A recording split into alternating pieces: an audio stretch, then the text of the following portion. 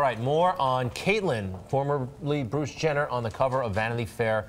It started once again a national conversation. I really think we've come a long way in this country. We're not shocked. No one is. No. Yeah, really, people are celebrating and applauding him, and I think that's appropriate. I know. I think we're also fascinated. What is it like to be a trans woman? Hannah Elise Simpson has been living as a trans woman for the last 3.5 years or so. Hannah, nice to have you here on Good Day New York.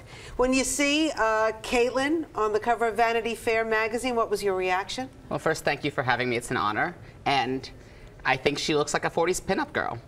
And she's gorgeous. Rosanna thought it was Julia Roberts at first.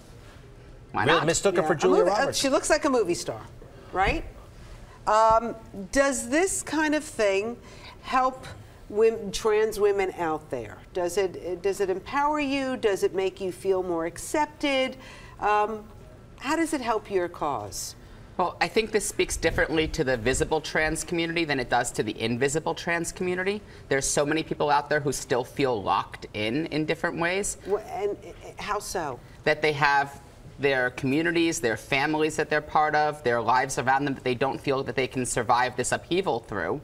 And maybe that's not the case. And maybe this is an example for all the men and women out there who see themselves differently than their body might tell others, that this is an opportunity and that it's never too late to reinvent your life and to live the person that you need to be. Hannah, a couple of questions, and before we do, we want to ask if it's okay to ask questions. I was at a dinner party last night. People were wondering, like, well, how far along did Caitlyn go in this surgery? Is Caitlyn anatomically still a man? That kind of thing. And I think there are fair questions when Caitlyn isn't in the room. And they might be fair questions when Caitlyn is in the room if you ask permission first. Tell us, please, from the transgender perspective, when it is or is not okay to ask those kinds of questions. Well, as a basic rule of thumb, if you're asking about my genitals, I hope you've bought me dinner first. That's nice. That's cute. I get it. But, okay, other than that, what? It's a no-go zone. Well, different people have different thresholds with it, and again, as a medical student, part of my interest is to help educate people on this and be a little more open with my own experiences, perhaps, than other people might be. But since nobody's asking you about your genitals on the air or in private, I think that's really the standard that we should go with for anybody else. This is something that's very private to her. This is her experience, and it's also unfair to assume that different people want to go all the way with transition. Some people go a certain distance, some people go others. The milestones happen in different orders. It's not a linear process. It's a journey, and it's about self-discovery and figuring out where you fit and how you fit and getting your body to align to that, however that might be. Do you mind talking a little bit about your experience when you decided to transition and how your family reacted? Well, for me, actually, it was as good an experience as one could hope for, and I'm lucky in that respect. I was privileged to have family who began with, you know, you're our child, we love you. Actually, my mother, when she heard this, I told my aunt first, because my aunt can't keep a secret, and my aunt told my mother.